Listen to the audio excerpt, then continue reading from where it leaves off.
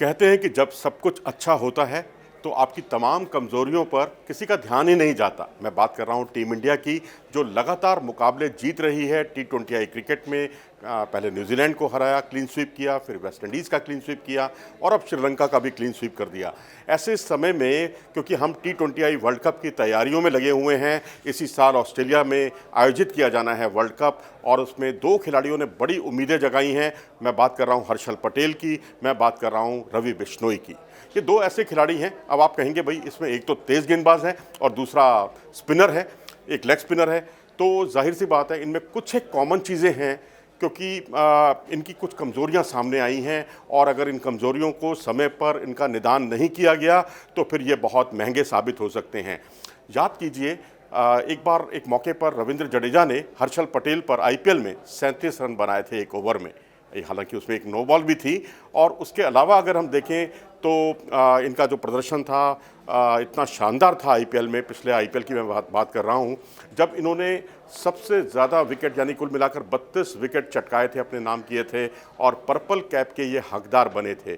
लेकिन अब ये क्योंकि इनका मुख्य हथियार कटर है, स्लोअर बाउंसर हैं, तो ये आखिरी ओवरों में खासकर जो डेथ ओवर होते हैं उसका इन्हें विशेषज्ञ माना जाता है हर्षल पटेल को। लेकिन अब दिक्कत सबसे बड़ी ये आ रही है कि ये इनको जब भी बीच में कभी ओवर में लाया जाता है, बीच के ओवरों में या स्लॉग ओवरों में लाया जाता है, तो जो बल्लेबाज हैं इनको बहुत जल्दी पढ़ लेते हैं। इनको पता है कि इनकी कोई कटर आएगी या फिर इनकी स्लोअर बाउंसर आएगी या स्लोअर बॉल से ये इनका जो है वेपन जो है वो सामने आएगा और इसी वजह से उनको रणनीति बनाने में काफ़ी मदद मिलने लगी है। तो ये कुछ चीज़ें हैं जिस पर उनको अभी काम करना होगा। अपने तरकश में कुछ ज़्यादा तीर ईजाद करने होंगे, कुछ एक स्विंग बॉलिंग भी उनको अपनी डेवलप करनी पड़ेगी ताकि बल्लेबाज समझ ना पाए कि ये स्विंग होगी गेंद या कटर होगी और थोड़ी सी विविधता उनको लानी ही होगी क्योंकि बहुत जल्दी उनके एक्शन से पढ़ लिया जाता है कि वो क्या गलती करने जा रहे हैं या किस तरह की गेंदबाजी करने जा रहे हैं। इसे गलती ही कहा जाएगा कि जब पता चल जाता है कि ये इन कटर आ रही है तो बल्लेबाज पहले से ही कमिट हो जाता है शॉट लगाने के लिए और ये चीज़ें थोड़ी मुश्किल भी हो रही हैं। और ख़ासकर देखें श्रीलंका के खिलाफ दूसरा T20I याद कीजिए जब इन्होंने 23 रन दिए थे आखिरी ओवर में और जो आखिरी के 2 ओवर थे यानी 20वां और 18वां, उन 2 ओवरों में इन्होंने आखिरी ओवरों में 42 रन खर्च किए थे, बहुत ही महंगे साबित हुए थे। तो अगर ये चीज़ें उन्होंने समय पर इसका निदान नहीं किया तो बहुत मुश्किल होगी और यही रवि बिश्नोई के साथ दिक्कत है।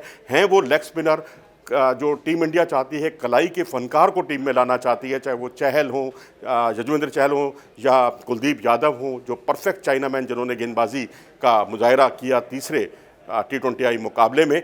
लेकिन यहाँ रवि बिश्नोई की दिक्कत यह है कि उनकी ज़्यादातर गेंदें या ये कहिए वो करते ही गुगली हैं, यानी ऐसा लगता है कि कलाई से ऑफ स्पिन बॉलिंग कर रहे हों। हालांकि फिंगर स्पिनर की जो खूबी होती है ऑफ स्पिन गेंदबाजी, लेकिन अब जिस तरह से ये कलाई के फनकार माने जाते हैं और कलाई से जो इनकी गेंदें अंदर की तरफ नेचुरल अंदर की तरफ आती हैं तो वो थोड़ा सा परेशानी का सबब बनती हैं। लेकिन बल्लेबाज बहुत जल्दी भांप जाता है कि इनकी गेंद अंदर ही आएगी और वो उससे पहले ही उसके लिए पूरी तरह से तैयार हो जाता है और इनकी गेंदें उतनी हो सकता है कि आने वाले समय में उतनी प्रभावशाली साबित ना हो। हालांकि 4 मैचों में 4 विकेट इनको मिले हैं और उधर हर्षल पटेल को भी जो है 8 मैचों में 11 विकेट मिले हैं। लेकिन अब ये सफलता जो है कितनी आगे तक चलेगी ये कहना बड़ा मुश्किल है। हालांकि राशिद खान जो है अफगानिस्तान के, उनकी भी गेंदें नेचुरल तरीके से अंदर की तरफ आती हैं, ऑफ स्पिन होती हैं और अगर आप पिछले 3-4 साल में देखेंगे तो रवि बिश्नोई को जितनी भी विकेटें मिली हैं वो या तो जो उनकी